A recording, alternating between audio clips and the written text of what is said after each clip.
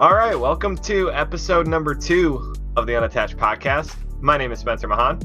I'm Shreyas Sriram. God damn it. Didn't we agree that we were going to switch? I don't remember agreeing, but I remember talking about it. This was a week ago, man. You gotta give me a break. Yeah, that's true.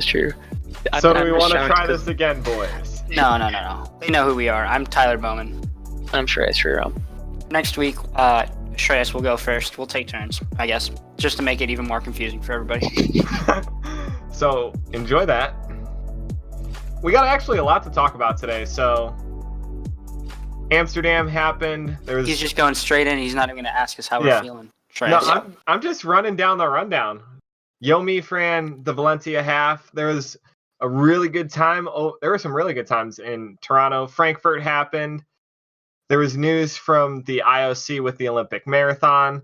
Coaching moves have been made with the disbanding of the Nike Oregon project. There's also some big news out of the NCAA, but we'll jump into all of that in due time. Let's start off with everybody's week first. And I mean, I'm probably going to get roasted. So I'm going to wait, and I'm going to let you guys go first. Yeah, Spencer, slow down, man. Come on. Tyler, how was your week? What is it looking like? Well, I wasn't ready. I didn't have Strava up. But I distinctly remember doing, I think, 25 and a half miles. Hey. It's a half mile more than my bare minimum that I wanted. Very nice. Let me get up the activities real quick just to let you guys know. I know I did for a workout I did the 10 by 300 with 200 jog rest. That's actually a really solid workout.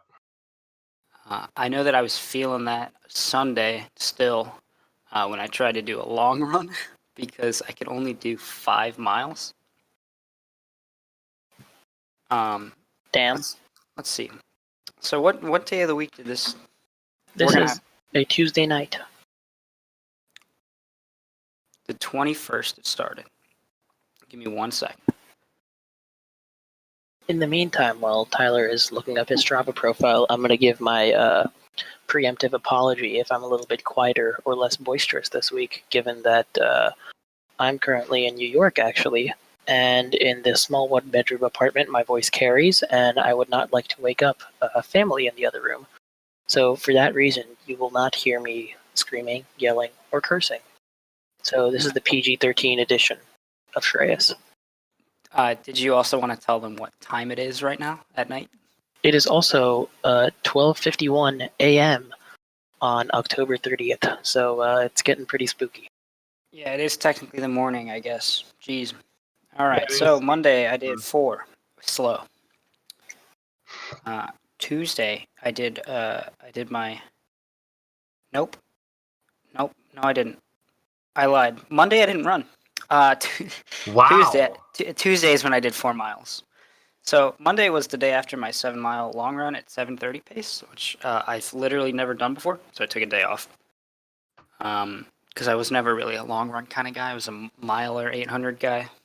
Long runs just didn't exist to me. I didn't even know what they were back in the high school days. So I warmed up with a mile, and I did the 10 by 300 with 200 jog rest at 5K goal pace. I averaged 106s for the 300s, which is about 5:55 pace if I did the math right, which is not likely. Somebody please roast me. Your math sucks. I did 4 by 100 yard strides on the turf after that in slow times. Warmed down, GPS died, RIP. Good. Next Thursday, I believe this is, I did 3 miles slow. Oh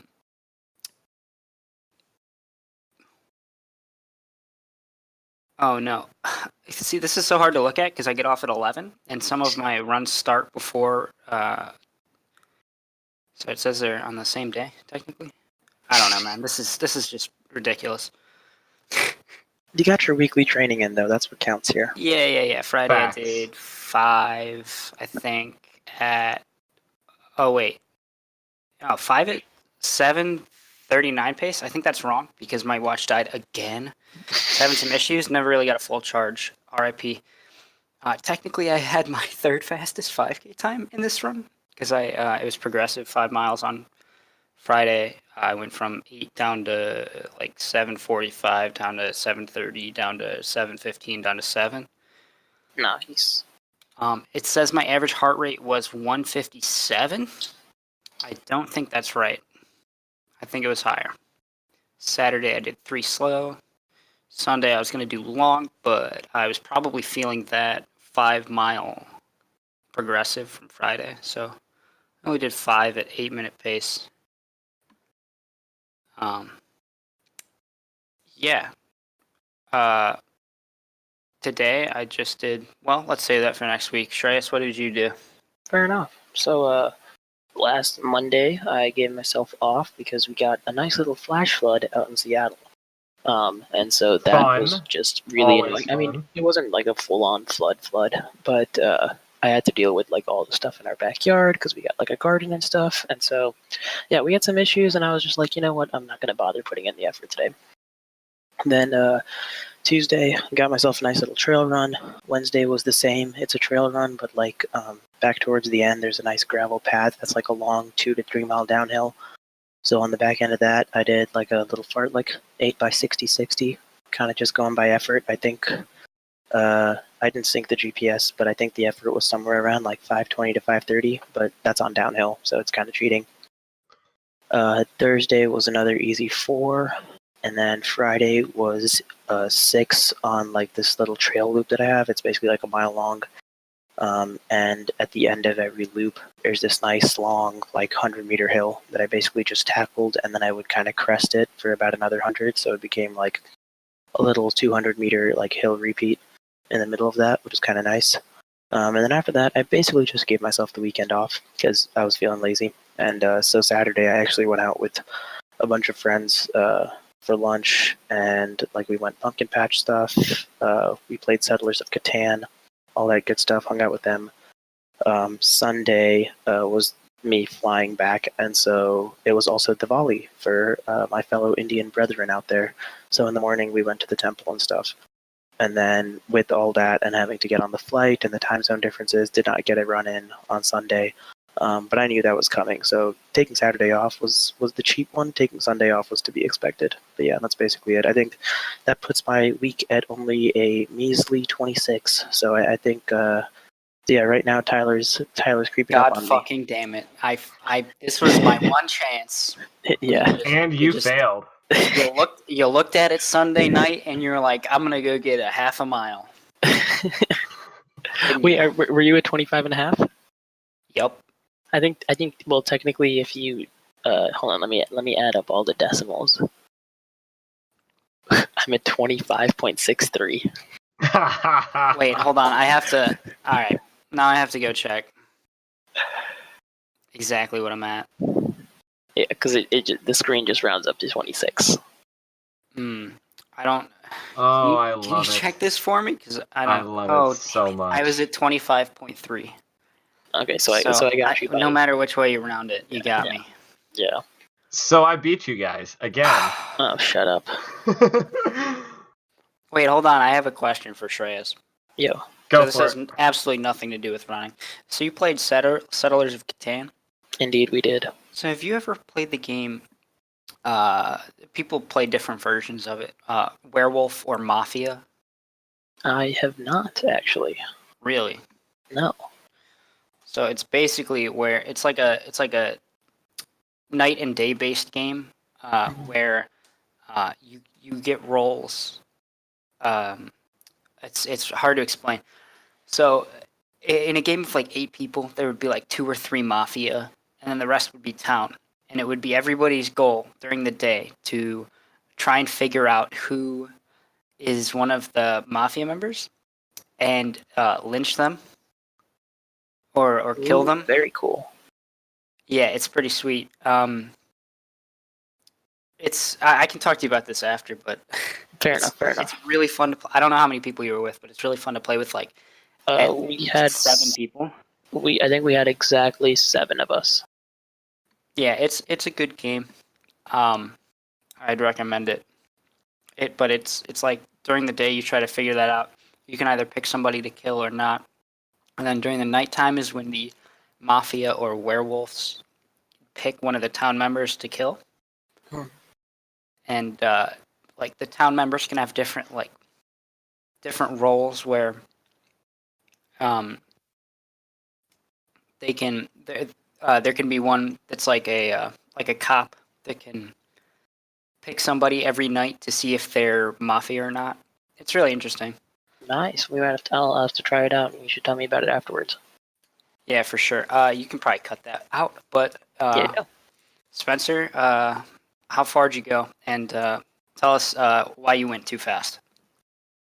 And tell us why you did this week, literally a week after your marathon. I'm going to start it with the day after the marathon, just because I can. Now, I just had... But should you? Yes, I will tell you. I had planned that I was going to do a couple of days of running just after, just like, I kind of follow the Kipchoge model now, I guess you can say, because he does that before he takes time off.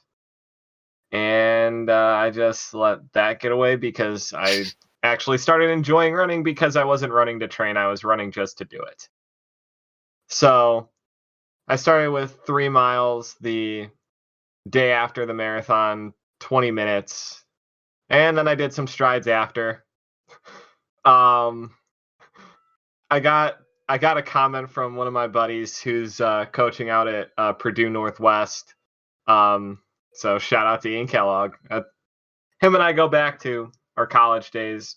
Really good steepler, hell of a runner, hell of a guy in general. Strides the day after the marathon. Legendary move, he says.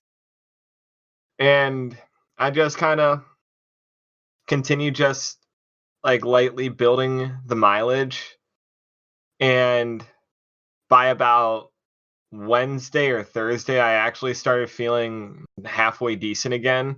So I did 4 miles the day after the 3 miler, 5 miles the next day. I should mention that the 4 miles was at 6:43, the 5 miles was at 6:25. That was way too fast. And then this run, a 7 miler where I averaged 6:31. The first 3.5 miles were straight down a hill, so I really didn't have any control there. And Friday I did an accidental workout, which I know Tyler and Shreyas are about to fucking kill me for. So I'm just gonna completely skip over the details of that workout because they have something to say about it, and I know they will. No. Oh, no. Go ahead. I mean, I think we already had done it on the day of, but why don't you go ahead and do it so that we can shame you publicly? Okay, fine. I don't even think this will work because I don't think he'll. I don't think he cares. I don't think he cares if he gets shamed. Well, no, I don't think he cares if he gets shamed, but I think if it's public, it might help a little bit. I mean, and we all know this is already going to be the longest portion of the podcast anyways, so. Okay, fine. You guys win. So I decided we weren't moving on without you going into the details. I just want to make that clear. I would have made it happen if you guys actually let it happen, but since you guys aren't going to let this go, I will just talk about it. All right, we'll talk about it. Go. I wrote on Strava a light workout, I guess, question mark or something like that. Let's see. Yeah, I said, I guess this is a workout. I just spent 2 miles at 160 beats per minute, and it roughly translated to marathon pace, something actually pretty light to tick over the legs. What ended up happening, this was completely a fucking accident.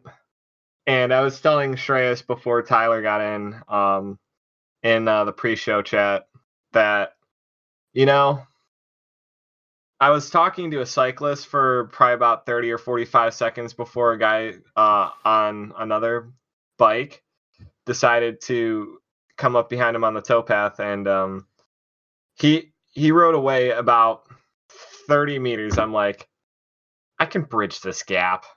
So I just ended up bridging the gap, and him and I talked for the last little portion of the run. So, and it was actually like a super pleasant conversation, and it pretty much like took over the last 2 miles of the run. So I was actually extremely happy because I actually just stopped looking at a watch. And sometimes you let pace get away from you, and that's one of those cases. Yeah, I too like the pace get away from me days after I ran a marathon. It's very relatable, Spencer. Yeah, I like the pace get away from me towards the 10-minute per mile end. Yeah. I had it coming, so. How many miles did you run over 7 minutes a mile, Spencer? In that run, it was absolutely 0. I'm talking about the whole week. Probably about 6 or 7. Oh my god.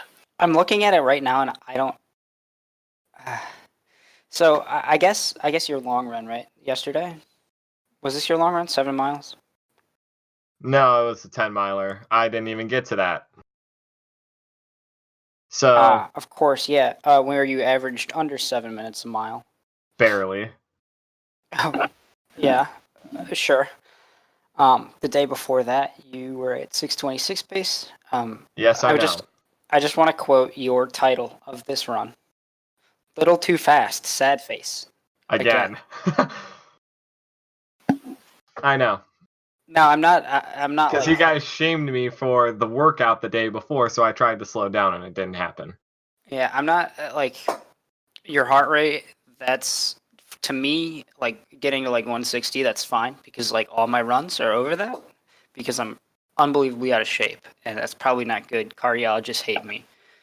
But I just don't you want your legs to be fresh so that you don't lose to me in the turkey trot? Dude, I'm not going to lose to you in the turkey trot. You might in the first 100. Yeah. Will you be on the front line, nerd? Everybody at the turkey trots know that first 100 is all that matters, right?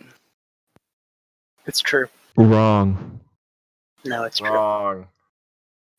Yeah, no, that's a good week though. How many miles is that? Did you already say this? I think it was. Let me check here, because I know I have it up. He probably beat both of us. 41. Oh my god. Sure. And did you see my comments on one of those runs? Yeah, it was the long run. Yeah. What did it say? Slow down. I actually did slow down in this long run. Yeah, I think I'm your I'm the gags to your Merber. That only my coach can be gags to the Merber. And Why? Merber being me. I'm just What do you mean, why? I just love the Merber post where he showed that almost everything that Gags texted him was slow down in all caps. Like almost everything. It was like 15 messages in a row, I think. Makes sense. But yeah, that was my week. Wasn't anything super structured at all. I just kind of ran because I was enjoying it.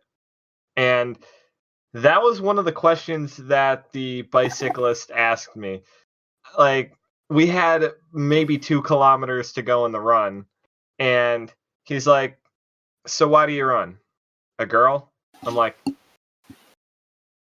I almost started laughing out loud because I thought to myself, absolutely fucking not. Listen, listeners, Spencer his one true love is running. Right? And that's what we don't understand. Because for me and Shreyas, that's just not the case. We like running, but yeah, you know. Pretty much, yeah. I mean, you're not wrong, but at the same time, like, that question was so comical, but like, it made a lot of sense. Like, I was like, it made me think for a second. I'm like, shit, why do I run? And that was literally the first response that I had, is because I enjoy it. And I feel like that was fostered by a good coach who didn't burn me out in high school, and an even better coach in college who didn't let me burn out. And Wow, picking favorites, huh? Pretty much, well, yeah. I only had like 2 running coaches in my life ever. But like, let's just hope your high school coach doesn't listen to this somehow. We're gonna send it exactly. I'm just messing with you, by the way. That's a good week though. That's a really good week, especially for right after a marathon. You know, personally, I think me and Shreyas would probably do maybe 10 miles, but you know. Yeah, I'd say 10 miles is about right. I mean, that said, I did about 4 hours of biking, but I chose to stay off my feet. But like, I would have definitely biked, but the thing is, I actually don't have a working bike. Well, I bike indoors at a gym, so. Hey, what's going on, guys? It's Spencer. Well, we have some time here in the podcast. I want to take a second to talk a little bit about what myself, Shreyas, and Tyler have been using ever since we started the Unattached podcast. It is an app and a website that goes by the name of Anchor. If you haven't heard about Anchor, all 3 of us agree it is by far the easiest way to start, make, and upload a podcast. There's creation tools that allow you to record and edit your podcast right from your computer at home, such as I am doing right now. Or if you're more like Shreyas, who is probably currently sitting in a mall food court, or if you're like Tyler, who works late hours and works out late at night, you can also record and edit your podcasts right from your phone as well. Anchor will also distribute your podcast for you so it can be heard on Spotify, Apple Podcasts, Google Podcasts, Radio Public, Breaker, and so many other fantastic streaming services. No minimum listenership is required if you want to monetize your podcast. And all 3 of us agree. It is everything you need to make a podcast in one singular place. You can check out the Apple App Store or the Google Play Store to download the free Anchor app, or you can go to anchor.fm to get started today. Again, all 3 of us have had phenomenal experiences using Anchor, and all 3 of us agree it is everything you need and the easiest way to make, create, and distribute your podcast. So again, you can download the free Anchor app from the Apple App Store or the Google Play Store, or you can go to anchor.fm to get started today. But yeah, those are some good weeks. Let's talk about actual running, though, because I don't even know what time we're at, because we're... Indeed, I think we're at like 30 minutes. We're not minutes, officially so recording right now. I should very much like to kind of fly through some of this stuff, if only because last time we spent an absurd amount nearly of time. 2 hours. Yeah. But isn't that what the listeners want? Yeah, so... They want to hear 3 people talk for 2 hours that they don't know, that they aren't invested in, for the first time they've ever podcasted when they don't know what they're doing. Don't they want that? Because our egos are so large that our opinions matter. I mean, this podcast wasn't my idea, man. It was my idea, clearly. So, without further ado, let's jump into the running news. Amsterdam Marathon happened this weekend. Actually, a really good finish. 2:05:09 won it. Let's see who ran that. Do we want to say who won that, or do we want to leave it to people who want to maybe watch the finish? It was a really good finish. We can provide the link in the show notes if you wanted to watch the finish. But and if you want to watch it now, go ahead right now. But now we're going to talk about who won. Who won, Spencer? It was Vincent Kitumba, an Adidas athlete. He won in 2:05:09. He wore a pair of Adidas Adios. Correction. They looked like a pair of Adidas Adios. We don't know yet. Could they be something new? Likely. That's why I think they looked like it, but I don't think anything's been said about what exactly he was wearing, and so for that reason, I would like to clarify. Okay, that makes sense. But the next 4 athletes behind him were all Nike athletes, and they were all wearing the next percents. Down in the, where is the women's race? Because I know the women's race had a good one. Abdi Nagay was a notable finisher. He won the Dutch Championship, and he won that in 2 hours, 7 minutes, 39 seconds. On the women's side, let me find the winning time for that. Are we still talking about, oh no, I was thinking about Frankfurt. Never mind. Yeah. No, Yeah. This is Amsterdam. Zimmerau, I believe, was the winner of the women's race, 2:19:25. That I is a believe hell that of a puts us time. at 5th fastest this entire year, but I'm unsure about where she is on the all-time list. I was going to say, I think that might crack I believe it top cracks 10. top 10, but I was just referencing this year. I think that puts us in the top 5, and I think overall she's top 10. I'm not sure if she's 9th or 10th. Have you guys found any pictures of Amsterdam this year? I was just trying to see what his shoes. There's a whole video on YouTube, so I could just toss you the link. Because if you guys have been able to hear me typing, I've been frantically searching for a video of his shoes. Because we all know that's all I care about. And that's all that really matters in running, right? It doesn't really matter how hard you train. It's all about like what kind of shoes you're wearing. Yeah, right? we'll get to that momentarily. Let's continue down the line. Valencia happened as well. And Valencia was also a really fast race. Let's see if I can. There we go. So Yomif Kajelcha on the men's side was the winner in 59:05. Another close finish. Bernard Kip Career finished in 59:07. Jamal Yeamer 59:09, and Leonard Barsoten also 59:09. Shadrach Career 59:40. That's your top 5. That's unbelievably quick. And on the women's side, 65:32. Teferi won that. Safan Hassan was rumored to be making an attack on the women's world half marathon record. She finished second, 105.53. I believe she had a fall actually mid-race as well. Yeah, I did hear about that. I believe that is true. Joan Chalimo, 66:09. Alia Saeed Mohammed, 108.01. Tigis Desefa was 108.24, and I believe that's your top 5.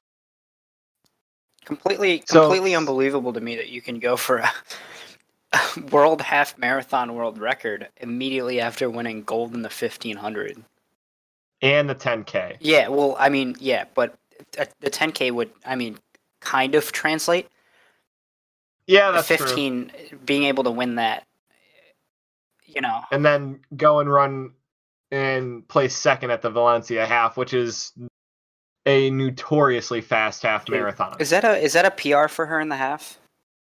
It might. I'm not 100% sure. I believe she ran 66 something a while ago, but I will let our resident fact checker Spencer Mahon figure that out.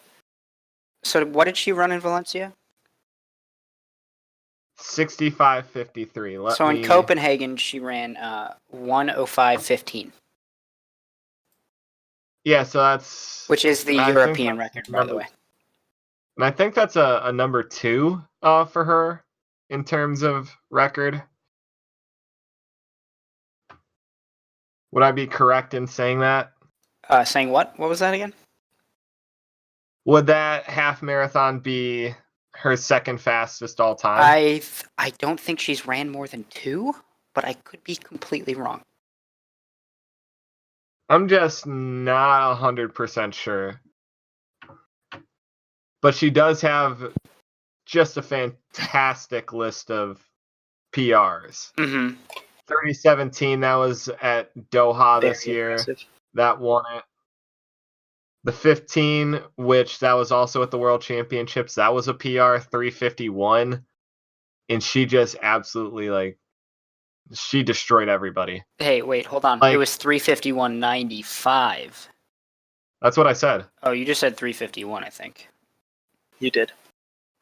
So 351.95 is a lot different. It's like forgetting to say Barack Hussein Obama. All right. Okay. Clearly, I'm joking. Let's move on. That was really bad. I mean, still just phenomenally fast times. I don't understand how Sifan Hassan has that much range. It's insane. Yeah, I don't think anybody does except for Alberto Salazar. well, I mean, directly saying it makes it not a joke, but you knew I was going straight for that. Yeah. Speaking of, she is not one of the people who is going to be coached by Pete Julian. She's gonna have to find. I believe she's gonna get a new coach. Yeah, that's really interesting. Because she was basically turned into what she is now by NOP. So the people who are staying with Julian are making a really smart decision. Yeah, they're. I was gonna list them. They are Donovan Brazier, Constance Klosterhoffen, Craig Engels, Jessica Hull. Is this Eric Jenkins? I would imagine. Mm-hmm. I believe so. Osako. What's his first name? Seguro Osako. Yeah, there it is. And Shannon Robery. So that is a very small group with very, I'm gonna be honest, like different skill sets. Strengths, yeah. Yeah, it's kind of weird. I'm gonna be honest. We'll talk a little bit more about that coming up here soon. Yeah, I just can't wait to see where they all go. To be honest with you. Honestly, me too. I'm sure everybody can relate to that, though. This is like the most dramatic thing to happen in a while. But back to marathons. Toronto and Frankfurt, right? Yeah, Toronto. Let's go there because that was actually really impressive. So, with the Toronto Marathon, they brought in the Boston Marathon champion Philemon Ronu. They brought in Lemmy Berhanu. They brought in Trevor Hoffbauer, who actually turned in a fine time. Rory Linkletter was in this as well. And he actually didn't turn in a half bad marathon for a 20-something-year-old. So, I mentioned Philemon Rono. He won 205 on the nose. He won 205.00.0. Lemmy Berhanu came second, 205.09. Felix Chimonges from Uganda, 205.12. Benson Kipruto, 205.13. Silas Mwetic, 206.59. That's your top five right there. Now, was this was also the Canadian Championships? Yeah, this usually doubles. Or the trials? This usually will double down as the Canadian National Marathon Championship, but since the Olympic year is coming up, it doubles down. I think it triples down, actually, as the National Championship and the trials. Trevor Hoffbauer. Yeah, I was just about to talk about him. Go ahead. 209.51. He wins the Canadian Championship, and he was the first Canadian across the line, followed by Tristan Woodfine and Cam Levins. That's your three. All countries can have a max of three. I believe Canada takes 3 every year. Cam went pretty slow there, right? He doesn't have the standard yet, does he? No, and neither does Tristan Woodfine. Interesting. So, I believe Trevor Hoffbauer has the standard. He's the only one that has that standard. Impressive. Because he has run 2:11:30 or better. Because I believe the Canadians are actually keeping that rule. Mm-hmm. They are. They're less stupid than the interesting thing The interesting thing is that the top 5, I'm going to go from 5 to 1. Kenya, Uganda, Ethiopia, Kenya. This is an IAAF gold label race, and you have to be top 5 for the other part. If you don't hit the time standard, if you're top 5, you're still okay. Abarakuma was also in here. He ran 209.14. I believe Abarakuma's ran a lot faster than that because he was on pace for 206.16 at halfway, and he fell off pretty hard. So, ouch. Yeah, A lot of those guys go out there to race, though. You know, yeah, that's true. they really just go for it a lot more than the U.S. guys do. Come on, guys, come on. I will mention there was a United States guy in here. He ran 2:13.04. And who was that? Enoch Nadler. No clue. Huh. Let's add him to the list of guys between 210 flat and 215. I think there's 400 of them now. There's a lot of them. I'm not gonna lie. But Trevor Hoffbauer, if any of the listeners want to, or if you guys want to hear a little bit more about him, I believe he was on the Morning Shakeout podcast with Mario Fraioli. It was really good. I'd recommend it. I listened to that, I think, 2 days ago. That's a really good podcast. That's a really well done show. Other news. Since you brought up a podcast, I'm going to bring up one that I listen to on the regular. It's Rambling Runners Road to the Olympic Trials podcast.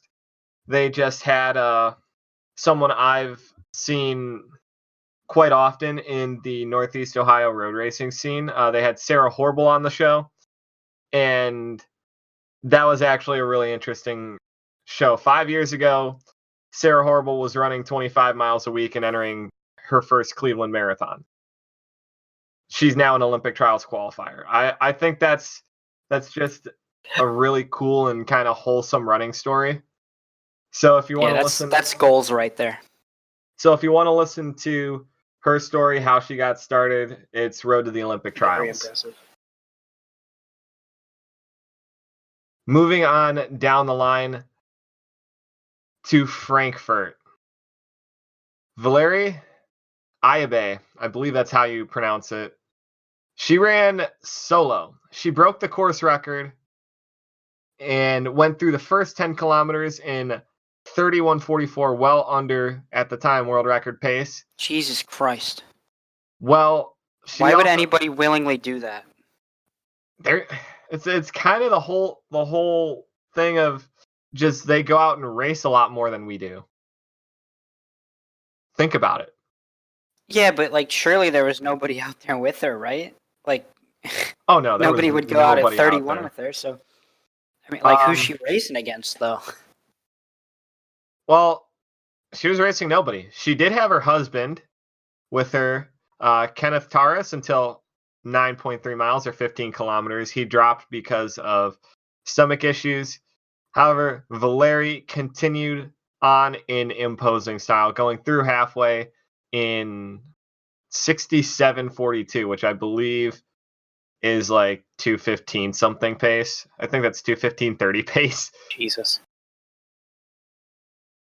I mean, she did slow somewhat. She still absolutely destroyed the Frankfurt course record, which was 2:20:36. I think she dropped her own PR as well on her way to do that. Her PR was 2:20:53, and she broke both. Yeah, and she improved the course record by 86 seconds. Soft. She did. Sounds like a horribly painful way to do it, but oh yeah, results are results, I guess. What about the men? On the men's side, thrilling finish to the race.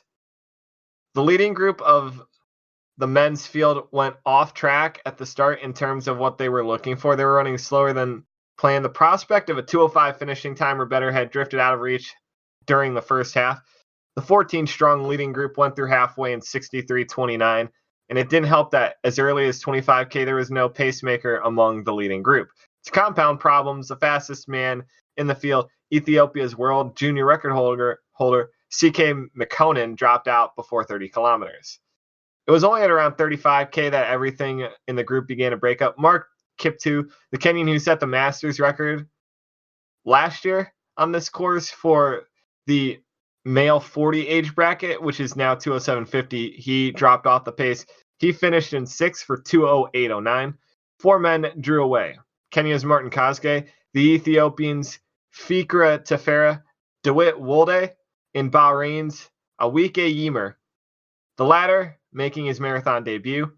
The outcome was decided with less than 300 meters to run before they reached the red carpets at the finish line.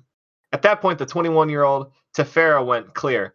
I had hoped for a faster time, but the pacemaker wasn't fast enough, although the conditions were good, he said. Tefera, he ran 207.08, and he beat DeWitt Wolde and Awike Yimer. Wolde ran 207.10, and Yimer ran 207.12. So, pretty good races, I'd say. That's a Very close one. tight spread. 14 guys at half is a lot of people. I mean, Amsterdam Compared to the women's where there was 1.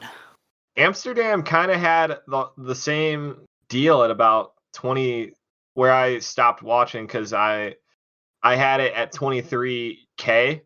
They're almost 70 minutes in, and there's still like 10 or 15 in this group. They also had the Pacers, so that definitely helps. Have you guys watched the 16 Olympic marathon recently? I did. That was a fun one to watch. Did you like? Oh, there was just so many guys at half. Anyway, marathons. The Olympic marathon has been moved. Indeed, it has. Yes, I do want to mention really quickly. Derek Hawkins was also in the Frankfurt Marathon. He ran 2:12.49. He rounded out the top 10 there. Is he a U.S. guy or? Great Britain. He is Cam Hawkins' brother. Oh, very interesting. Wow. So it looks like Cam Hawkins has a family of runners. So. Do you mean Callum? Callum, yeah, thank you. There we go. Okay. All right, like you actually mentioned, Tyler, moving on. Yeah, wait, hold on. I just want to say that Callum Hawkins, actually, he was leading the... he was pushing the pace in the 16 marathon. The Olympic marathon. Was. Anyway. He was. Yeah, he's crazy guy. Crazy guy. He's gotten a lot better, and like what he's been doing in the past handful of years has really paid off. Oh, yeah. I would imagine. So my Olympic marathon's been moved. How far away is this from the village? 500 miles.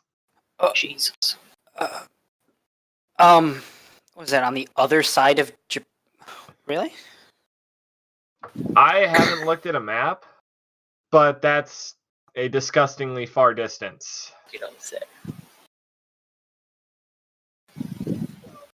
So, found this story on the Associated Press site, and this is what it reads. Tokyo City officials are in a public feud with the IOC over the plans made without consulting the city or the local organizers of the Tokyo Olympics to move next year's Tokyo Olympic marathons 500 miles or 800 kilometers away north to Sapporo to avoid the capital's summer heat. The abrupt decision to shift the marathons and race walks was announced almost 2 weeks ago by the IOC.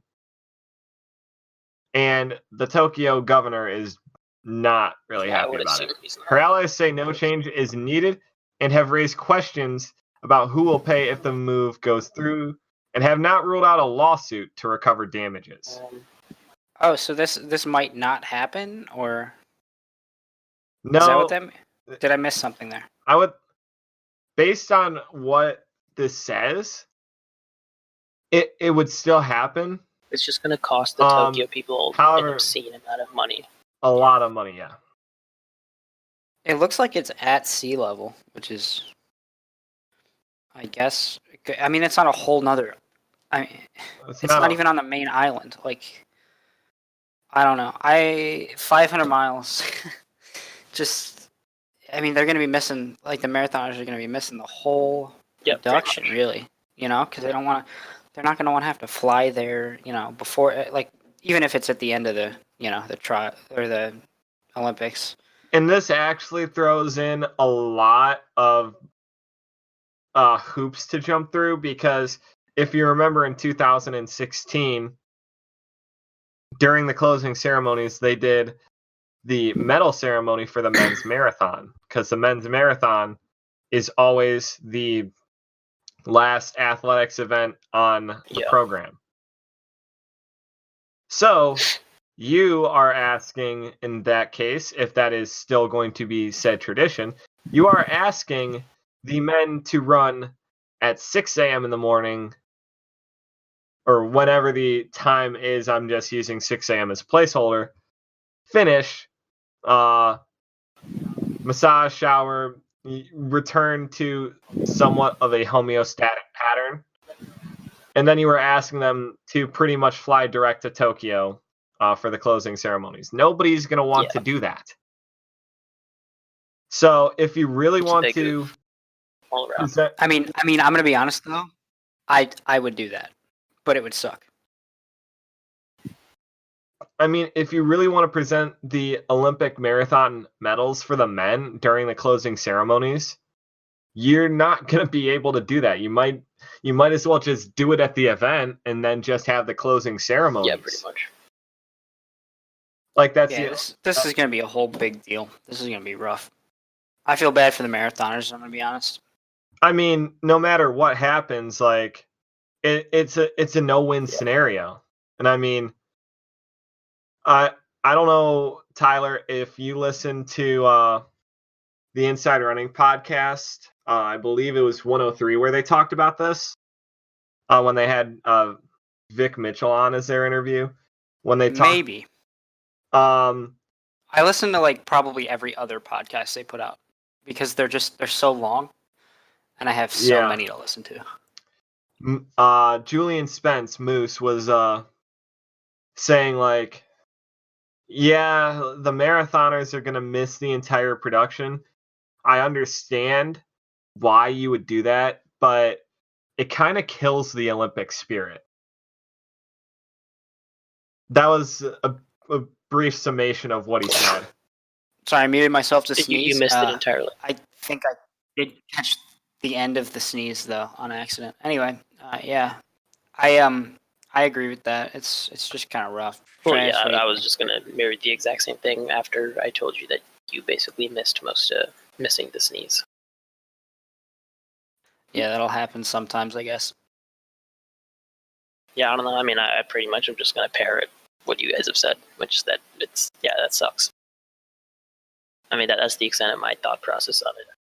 I mean, logistically, like, this is just a terrible idea. It's a nightmare.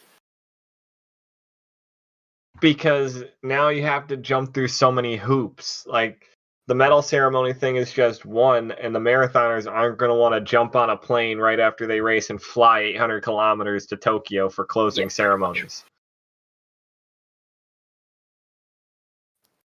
Also, you pretty much raced in Doha and nobody really gave a fuck how hot it was. You just raced there, and they knew it was coming for 2 years.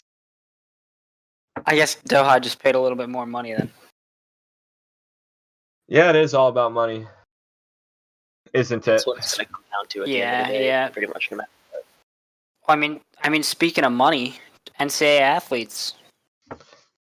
Yeah, let's actually talk about that since you brought happened up. This morning. It did. So, I saw this when I woke up this morning after getting home from work last night at like 4 o'clock in the morning. Look at you. The NCAA has begun a process to allow student athletes to profit off of their image and likeness. A pertinent example is Spencer Brown, who we know as the Athlete Special, and who probably a lot of you guys know as the Athlete Special. He can sell merch and he can monetize his videos. And if he really wanted to, he can change the name of his channel from the Athlete Special to Spencer Brown and just have his name, his image, and his likeness without having any consequences from the NCAA. Which is fantastic. I was really looking forward to his he was doing a sweatshirt giveaway, and I was gonna try to maximize my chances to get that by I'm not sure what he was doing. He was probably gonna have you like tag friends.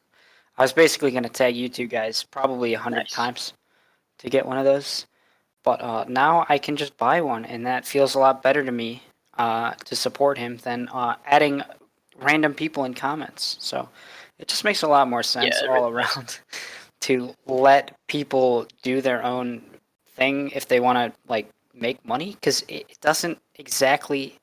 I wouldn't say I wouldn't say this is always the case, but usually it doesn't take money away from The NCAA. Yeah, usually I would say it just, if anything, if you've got people out there like Ryan Trahan used to sell water bottles, you know, like if they would have like just allowed him, they would just have more people like trying to watch A&M races, you know. I don't get it. I didn't get it before, but this is good. This is really good. And I mean, it's not only like guys like Zach Levitt and Ryan Trahan who are at one time or another fun to watch. Trahan has moved on to more of the vlogger style life, and I mean, all the best to him. Like, he was one of the guys that started this. Another YouTuber destroying, another one Dockery. Both destroying and Dockery are football guys, but like it was like that group of guys that paved the way for this whole thing to happen, because they started saying something about it and it got a lot of audience and people understood it. Like, and I mean, Spencer Brown, yes, he played by the rules, but he has, I think, as much a part of it as Trahan or Zach Levitt or Destroying or Dockery. Well, I think at this point we should probably thank them ourselves, Spence, if we ever get to the point to be able to sell merch. I don't think that's ever going to happen. I was going to say, I'm not an NCAA athlete anymore, true. So none of us are. But yeah, no, it's just really good because, well, yeah, all the reasons we just said. I had something else. I completely forgot what it was though, because my brain doesn't work at 1:41 a.m. I know, sure. Which means I believe we've hit an hour without editing. We've hit an hour without editing, which is indeed too long. I believe too long. Shreyas, what do you got? At this point, kid? I think. I mean, if we're going to go for the closing segue, let's put some energy into this. And we decided to have like a miniature news segment, which is just going to be whichever funny Let's Run thread of the week is kind of caught our eye the most. And Jesus. I think. Wait. We got to talk about the NOP coaching moves just briefly because I know.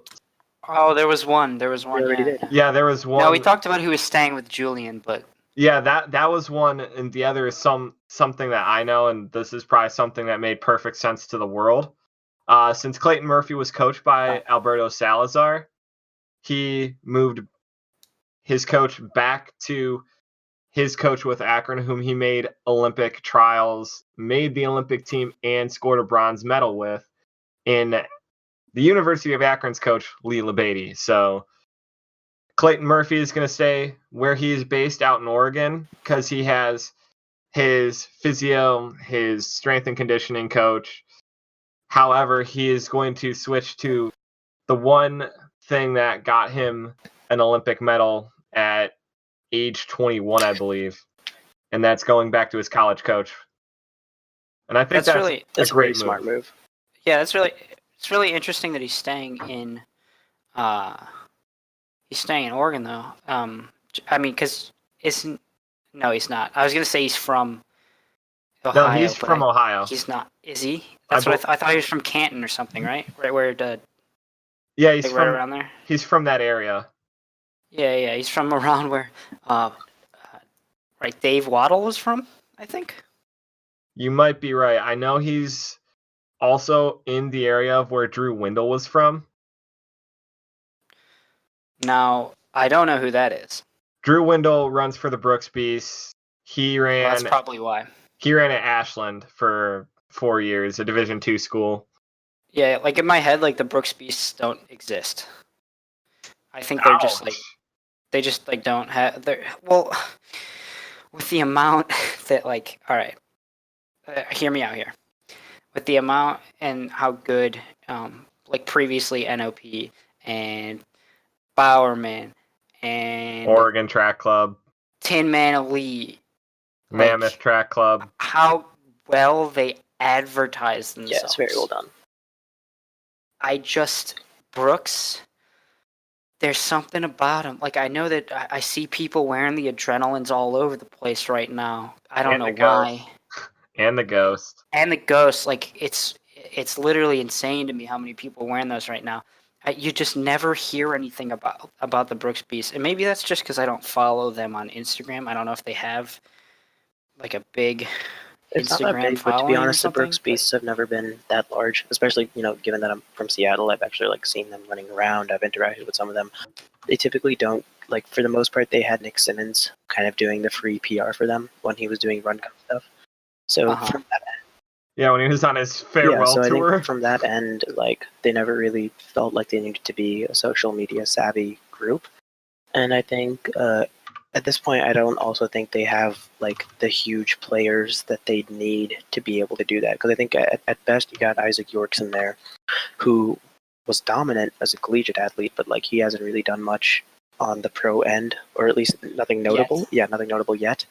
And then very high on Yorks. I mean, you got Katie Mackey for sure. Katie Mackey's done a lot, pretty well. Honestly. Yeah, exactly. But I think even for her, she's not a fan of being very social media savvy. So I think it comes down to a mix of their performances, which obviously I'm not going to shoot them down given that I could never run some of those times. But the idea is just that some of those athletes themselves aren't on a world-class level, or at least the world-class level with Olympics and world championships. And I think some of them just inherently don't like being on social media that much. So I think that contributes to it too, which I think is definitely a fair reasoning as to why they're not.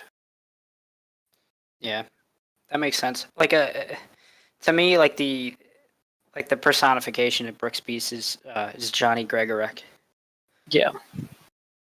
Does the work, but literally never talks about doing it, and also doesn't show up on the huge stage, the huge stages, Mm-hmm. Olympics, Worlds, championships, stuff like that. Nothing to knock Gregorek, his mile PR is unbelievable. Is unreal. Yeah. But yeah, no, I don't know. But to me, the Brooks Beasts just don't exist. I just pretend like they don't exist, which is horrible. I mean, but I can do that because I don't matter. Don't say that, Tyler. I don't matter in a running capacity. How about we say that? There we go. Much better. We're not emo out here on the pod, boys. We might listen to some emo music, but we're definitely not emo. How can you not listen to MCR? I don't even know My what that Chemical Romance? Oh, you abbreviated it. That's like me saying, how do you not listen to ELO? You mean Electric Light Orchestra? Fuck. All right, that was too easy. If it helps, I didn't know what the hell you were talking about. Yeah. No, it's 70s. It's really good. Check them out. Listen to Mr. Blue Sky. It's on Guardians of the Galaxy, which is he knows that movie. song. He doesn't even need to listen to it. But don't even listen to Mr. Blue Sky, dude. Honestly, I'm gonna go ahead and say that's like a 8 out of 10 song from them. Okay, that's fair. Like they have a lot better songs. Evil Woman's good, you know. Living Thing, probably their best for me. So that's your Anyway. top 3. It sounds like. Don't Bring Me Down, definitely up there. I don't know, man. I top 3, couldn't really tell you. All I know is that my favorite song is Sunday Morning by Maroon 5, and my favorite album is Songs About Jane by Maroon 5, and it's been that way since they came out. So that's all the rankings I can give you. All right, Impressive. we learned something about Tyler. He is a huge Maroon 5 fan. Well, he's an old I don't Maroon know 5 about that. fan. That there's a huge Yeah. distinction there because their music taste has changed so dramatically to the point of boredom. What do you think about the song "Girls Like"? I'm really glad you backed me up on that because I didn't want to say it because I don't want to disrespect them like that. No, I know. But I mean, I I've got just you. been The new getting roasted stuff, this the entire singles. podcast, so let's just fucking continue. It's fair enough, man. I get that a lot. Don't worry about it. I don't. It's a good song. If you haven't listened to Sunday Morning by Maroon 5, close your eyes, lay down in bed, and listen to it, and you will know why it's good. I would recommend you listen to it after your Sunday morning long run. That way, Oh, not after. I would say after, if only because it's guaranteed to get you your post long run nap. It's That's a bit true. on the Very slower true. end. It's not going to hype you up for that long run that much. You might fall asleep in the car, which is Indeed. dangerous. If you want a hype up one though, to stick to the same album, I would recommend Creed by Maroon 5 instead, because that's pretty good. It's harder to breathe. Indeed. It's the first one on the album. I know everything about that. But no, if you want hype songs from Maroon 5, you have to go to their album It Won't Be Soon Before Long because that one has some bangers on it. True story. Payphone's a good Oh song. yeah, new Maroon 5, pretty bad. Yes, I just said Payphone's a good song. I believe that was one of the first Maroon 5 songs I ever. Nah, I'm not going to deny Payphone's not a good song. I'm not going to deny that they don't have some good pop songs that definitely cater to, what people are going to gravitate towards and listen to, and it's catchy and whatnot. But when it comes to the level of artistic, innovativeness, that was not anywhere close to what they can put out. I think Sugar is a good song. That was my Spencer. Wow. Okay. I'm not gonna hate. I'm not gonna change. See, the only thing is, the only song that I'll actively change that ever comes on. Honestly, we're Girls Like probably You. gonna cut out all of this. No, I'm No, down for a I'm little keeping song. this in. I mean, actually, I'm keeping this in. given that Spence has a song of the day thing on his Strava almost every day, That is is true. true. we can't not talk at least a little bit about music on here. And I mean, you guys see my music taste jumps around depending on the day. Yeah. I mean, Here's a deep cut of Maroon 5. If you listen to it never went through full production onto one of the albums, but there's a demo version of a song that they wrote called Woman, and it's really rough, but it's one of my favorite songs by them. Not a lot of people have heard it because it's only on the demo version of the album. Well, that's going on my watch later. Yeah, it's called Woman. It's pretty slow. we love but, slow songs. It's really good. I probably need to listen to some more slow songs just so I can slow down while running. Look at him. Yeah. Or you could just, you know what we could do, Spence? Spence, we should meet in the metro parks, right in between where we live, right in the metro parks, and we need to tie a rope to me and tie it to you and have you pull me so that I can go faster and that you can go slower. You know, that's a clever idea. What pace do you think we'd end up running? 7:30. That's probably a good bet. That's right about where my threshold is. Not quite, but I could drag you through any threshold workout possible at this point. Yeah, drag me to a sub 25K real quick, because it's been a while. But it's all about the first 100 meters, boys. Exactly. He's getting it. There you go. You hear that? He's getting it. I'm only kidding because I'm going for a sub 15. And what, the turkey trot? Yeah, why not? There you go.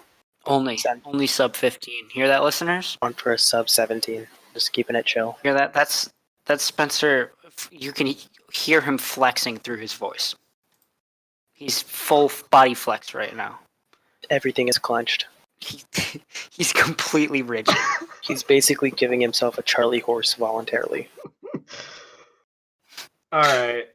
I think he's cramping up now. I'm not cramping up. Yeah, that's what those choking sounds were. Yeah, it was just me laughing and then crying on the inside. Shreyas.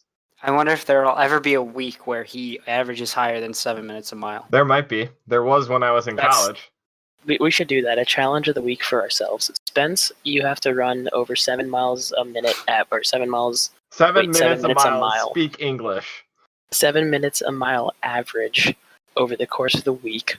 My challenge is to get an actual week of just running in without cupping out and using the bike for my aerobic stuff. And then Tyler's just going to get on that grind and then stop being tired after his workouts. He's going to get a 10-miler in for his long run this week. There we go. Yes, he is.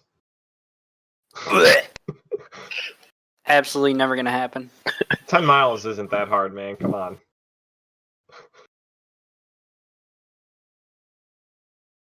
I'm going to be honest with you guys. I've never ran more than 8. Wait, really? Yep. Hey, time for a PR, right? There you go. No time like the present, Tyler, for a PR. Yeah, so Nice. I choked on a carrot. Yeah, you did. Anytime I ever run 10 miles, that'll be my 10-mile PR, and we'll just leave it at that. There you go. Hey, That's the way to go. nothing wrong with that. Yeah, it'll be 84 minutes. I'm calling it now. All right. Can't go wrong with that. So basically, we decided to introduce a new miniature segment where we're going to scour Let's Run, find either the stupidest troll, the funniest thread, or just pretty much anything that shows up on the gold mine that is known as Let's Run. And so this week we actually have a winner for this week. But we're also going to mention an honorable mention that we found last week but never brought up because it's just too good to pass up on. Oh yes. So this week we have a brief little thread where basically Let's Run's known for its threads about parents showing off their daughters and such, or their sons, and basically saying what can they do once they get to college because in middle school they ran X-Fast. So today I think we've got a true 11 out of 10 troll here with Mr. Turbofast, who says, my daughter walked a 5K in an hour and 36 seconds at the age of 9. Should she consider D2 when she'll be fast enough to score at D1 Nationals? How should we choose between schools when she has 40 full ride scholarships on the table? How many miles per week should she run in high school to develop but not reach her lifetime peak? I just want to be prepared when the time comes. So I think in all seriousness, she's pretty much a shoo-in to break Bridget Ko's world record in the... I mean, at this point, she might as well run the sub 2-hour marathon and beat Ellie Kipchoge. Yeah, I honestly think at this rate, I think she's got it in her, especially, if she's at the ripe old age of 9, that sounded terrible, then she's going to be, pretty fast when she's running through high school. She's going to pretty much, comfortably destroy Caitlin Dewey's records running backwards with her shoes on the wrong leg. So I think she's pretty much great. So now we're back from our little break, and so... Oh my God, was this the honorable mention? This was the part that's definitely not going in the podcast. But this is the honorable mention. This is this week's. The honorable mention is the Julia Webb thread. Now that you brought up that thread, let's talk about it.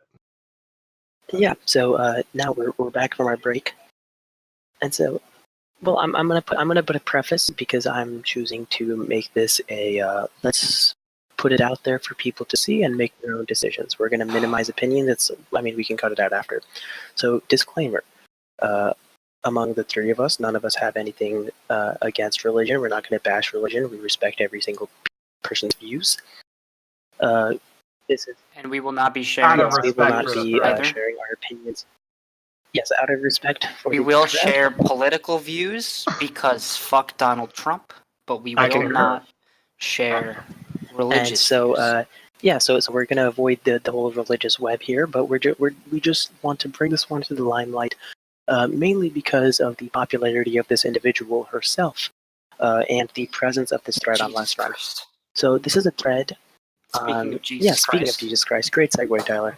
Segue King at it Julia again. Webb, who is the wife of Alan Webb, approximately a week ago, around 10:19, she noticed some blood on her treadmill while she was doing her treadmill run, and This genuinely makes me incredibly this blood sad. ended up basically falling from the word heart on her heart rate symbol on the treadmill.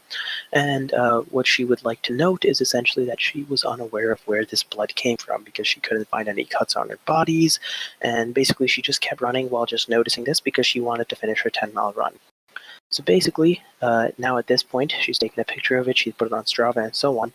And so she believes that this has some sort of religious connotation, given that the blood came out of nowhere. It came from the word heart. And so therefore she's taken a towel and napkin to wipe it off, because obviously we have to stick to hygiene. And she's bringing it to her church and her local physician to investigate the source of the blood, because she has triple-checked herself, and she does not know where the blood came from, because she definitely believes it does not come from her. And so therefore it's an unknown source. And so because of that, And it's definitely blood. the It's picture definitely blood. very clearly appears to be dried blood on this treadmill. It's pretty hard to mistake blood, especially on a treadmill, because I have done that before, and this looks very much like that. So yeah, and this is also available on her Instagram highlights, so feel free to follow at, I believe it's Julia Webb. It's at RunJWebb.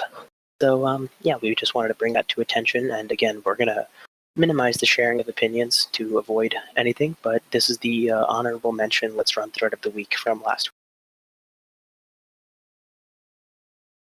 week. All right. If you want I think to it's check out 5 the thread, pages at this point. it is 6 God. pages. It's 6 now. We will put it in the show Indeed. notes. Which will be in the description of this because- YouTube link, or somewhere based on wherever the hell or however the hell this goes up onto Spotify. Yeah. Unfortunately, the man's 9-year-old daughter is not allowed to use Julia Webb's treadmill. Because you must be at least 15 years old. And to I use believe that one. that would like extend into the realm of blood doping on some level, and we don't need youngins involved in that. Yeah, I mean, I concur with all of that. I just don't like doping. Like, don't do it. It's not that hard. Indeed. Also, I just want to think mention I on think we should give the 5K thread. This was a comment. In my opinion, your daughter should go pro with times like that. Pull her out of school and have her focus on running. With a few years of training, she can definitely get that 5K down to 58 minutes. I mean, they're not wrong. I think it might have been a typo, though. They probably meant 15K. So I would hope they meant 15K. I would hope if that was her time for 15K. Geez. So, somebody in this Julia Webb thread linked a song on Bandcamp. it's called Treadmill way, are you Jesus. oh man, which page is it on? It's on the 3rd, I think. No, it's on the 2nd page, near the bottom.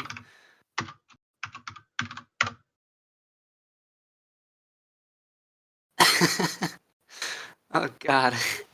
Yeah, I'm gonna listen to that after we close out. But I think actually, just as a closer for this week, I think what we should mention, especially given that Spence briefly mentioned his hatred of doping. I think, in case none of you guys know, we actually started this podcast out of a rage-fueled 2-hour-long conversation about doping and the concerns of doping. I believe this was mentioned on episode 0, but just giving a quick shout-out to it. So yeah, that's basically it. I mean, thanks, but no thanks for doping, you know? Yeah.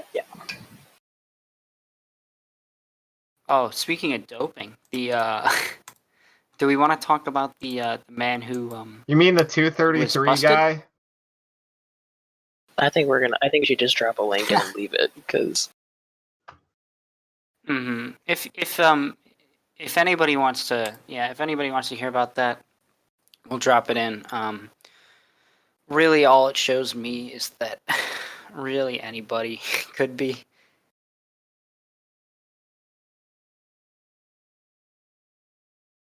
I don't actually, fuck it. If he's going to dope, I will take away from his times. Yeah. If I'm not saying, because I was originally gonna say, I felt bad by saying that it makes me think that anybody could be doping, because it's not like the guy was slow, but 233, I think. I'm not gonna say his name because it's just rude. But I think he ran 233. I'm not sure. 230. If you're doping, I think he got caught for how many different things? Like 4? So he got caught for EPO, something else, which actually could really destroy your life. Yeah. I mean, if you're going to dope, you gotta be faster than 233, my man. It's just not worth it at that point. It's not worth it regardless, but it's definitely not worth it if you're running 233. Especially if you're taking something that can legitimately permanently harm you. True story. Yeah, No, I don't know how agree. you guys feel about that, but yeah, so we'll leave that in the show notes. It's just another interesting thing that happened this week in running. With that being said, that's all we got for this week. Pretty much. And I'm sure there's going to be a lot more news in terms of what's going on next week, because there's sure to be more marathons happening, whether they're big or small city marathons. I mean, who knows? Mm-hmm. And we haven't been writing down things that we said that we would leave in the show notes. So if you want anything that we talked about that we said we would leave there and we forgot, I think this is going up on YouTube and Spotify once I get around to that part. Yeah, so YouTube, it should be titled. What should we title this? Unattached Podcast 2, indeed. something like that. Yeah, Unattached Podcast 2. So if you're not listening to this on YouTube, you can go there and comment, and then we will we'll drop that for you. It should be on both my channel and Spence's channel. Mm-hmm. But honestly, I think everybody knows how Google works. Indeed. So you can probably just Google it instead if you want a faster way to get to the stuff. But yeah, definitely. All right. Any plans for the week, guys? Any workouts that you're looking forward to? Running plans, or any just random shit you got going on? I got a 2-hour-long run this weekend. We love seeing that. Indeed, that's it. It's just some time on feet. Is that 14 miles? What, 2 hours? No, it's probably going to be about 16 to 17. Oh, geez. Yeah, fairly fast. Thank you.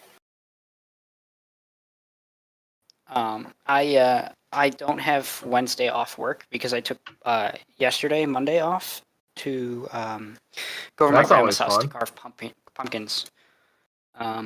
Yeah, so I won't be able to do a track workout Wednesday because I'm not going up to the high school at 11:30 p.m. Well, because I'm not a crackhead, and I don't want to be arrested. Interval session on the street. I'm not sure what I'm gonna do. That's why I did sort of like a tempo today. I did a 2x2 mile tempo with like a 2-minute break Very in the middle. impressive. It was originally supposed to be a 4-mile cut No, down 2x2 miles, solid. but it ended up being a 2x2 mile because at halfway, immediately when I turned around, I saw that 6-point buck, and I did not want to die because it was about 50 feet away from me. That will be up on my Strava, the picture of the buck on the run that I did on the 2x2 mile. So if anybody wants to see that, follow me on Strava. Tyler Bowman. I am one of probably 600 I of don't them. even think I follow you on Strava, Tyler. Oh, do I? Yeah, you I was do. going to say, I think we all follow each other on I think Strava. so. We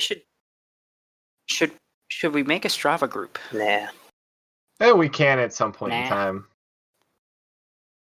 I think by the time if we ever get to 50 viewers, then yes. 50 views. That's Yeah, I we'll mean I get would there. say It's 10, not that but hard. I don't think maybe You're I'm selling definitely a selling short. us short. But we'll see. Yeah. We'll see. I don't know how. Well, the thing is, I don't have any frame of reference on how many listens podcasts get because those aren't really like viewable to people who don't run the podcast. enough. You know what I'm saying?